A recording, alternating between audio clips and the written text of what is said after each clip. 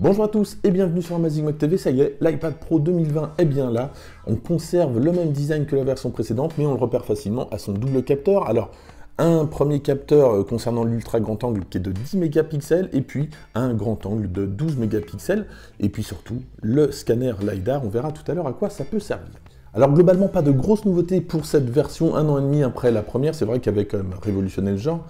Ici, on est sur un processeur A12Z Bionic, alors c'est une évolution du processeur A12 qui était dans la première génération, mais côté bench, ça ne change pas grand-chose, on a quand même un cœur en plus pour le processeur graphique.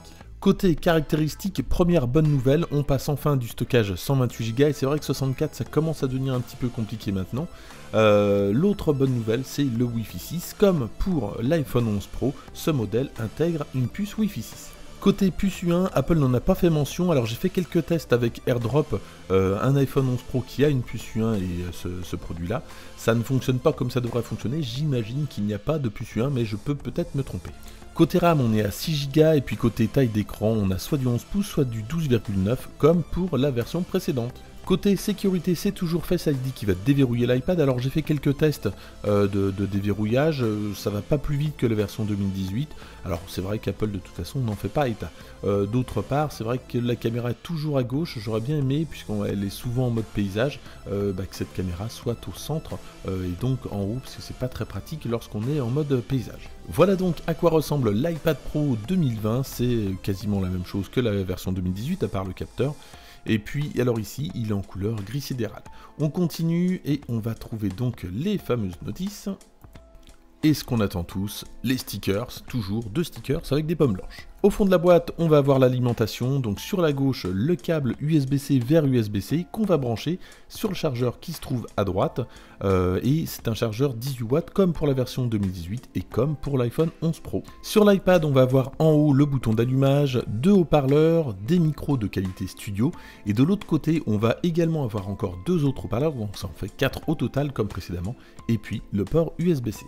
Du côté caméra, on aura le bouton volume plus, volume moins, et également l'endroit où on va placer l'Apple Pencil 2 comme pour la version précédente, là où on va pouvoir le recharger et le synchroniser. Et pour terminer, le Smart Connector est toujours au dos de l'iPad tout en bas. Alors concrètement, faut-il passer à l'iPad Pro 2020 quand on a un iPad Pro 2018? Ça c'est une grande question. Première nouveauté concernant l'appareil photo. Premier bon point pour l'appareil photo de l'iPad Pro 20 qui reflète selon moi beaucoup mieux les couleurs. Alors sur la gauche le 2020, sur la droite le 2018, on voit des couleurs quand même beaucoup plus vives sur la gauche, c'est ce qui correspond en fait vraiment à la couleur de la banane en réalité. Là sur la droite c'est un petit peu fade, c'est nettement mieux sur la gauche. Autre déception, le mode portrait qui est toujours réservé uniquement à la caméra frontale, donc impossible comme sur l'iPhone de faire un mode portrait avec la caméra du dos.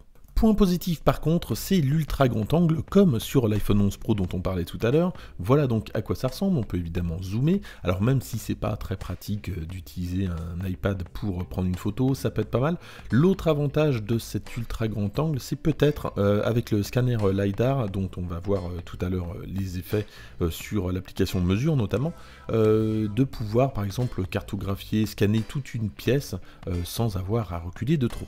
Voilà, je vais mettre maintenant l'iPad Pro 2018 et je suis au zoom minimum, donc voilà, pas d'ultra grand angle. Je ne vois pas le petit câble qui dépasse en haut à gauche et je ne vois même pas le trépied que je voyais avec mon ultra grand angle. C'est vraiment une bonne avancée. Concernant la grosse nouveauté, c'est donc le scanner LiDAR, Light Detection and Ranging, et le concept c'est quoi? C'est d'envoyer de la lumière et de voir combien de temps elle met pour revenir, et donc ça détermine une distance. Autre avantage de cette technologie, c'est de mieux positionner les objets dans leur espace, c'est-à-dire que lorsqu'on va passer devant et qu'on doit les masquer, justement qu'on les masque, et on ne va pas avoir l'objet qui reste en premier plan. Dans l'application mesure, on a une ébauche de nouveautés, justement, on peut voir un petit peu ce que peut faire ce scanner LiDAR. Alors la première nouveauté, c'est qu'on n'a plus besoin de scanner l'environnement, donc ça c'est un gain de temps et souvent c'était pas très précis.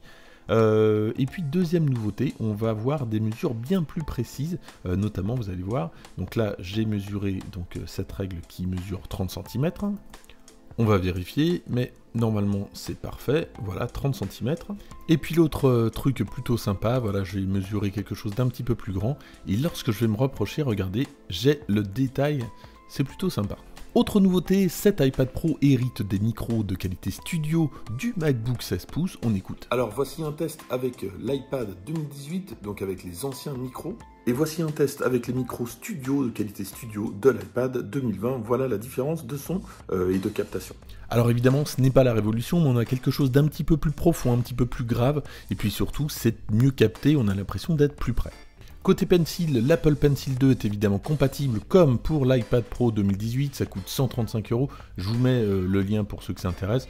Après, il y a évidemment d'autres pencils que j'ai testés bien moins cher. Celui-ci coûte 40 €. C'est Orsico qui fait ça. Alors, il n'y a pas les points de pression comme sur un Apple Pencil 2, mais ça coûte évidemment bien moins cher. Je vous mettrai le lien dans la description si ça vous intéresse également. Ça s'allume tout simplement ici. Et puis, à partir du moment qu'il est allumé, justement, il n'y a pas besoin de l'appairer en Bluetooth. Voilà, ça marche directement.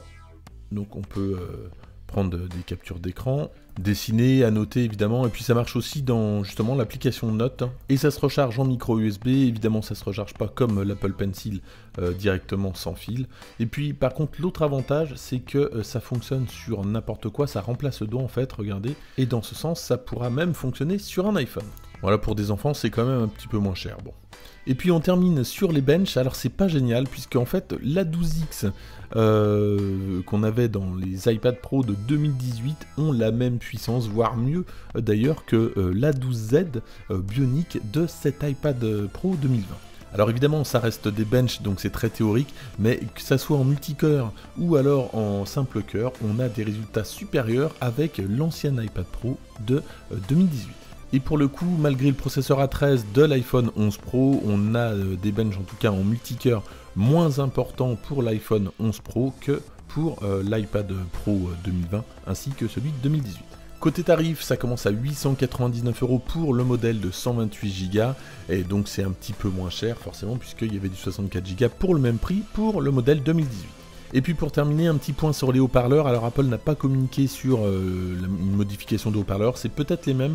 J'ai quand même l'impression qu'ils sont un petit peu plus puissants, mais c'est vraiment très minime. Voilà pour cette présentation de l'iPad Pro 2020. Alors si vous aviez la version précédente, je ne suis pas persuadé que le gap soit tellement important entre les deux modèles que ça nécessite de changer d'iPad. Par contre, si vous aviez un iPad un petit peu plus ancien, alors ça vaut peut-être le coup.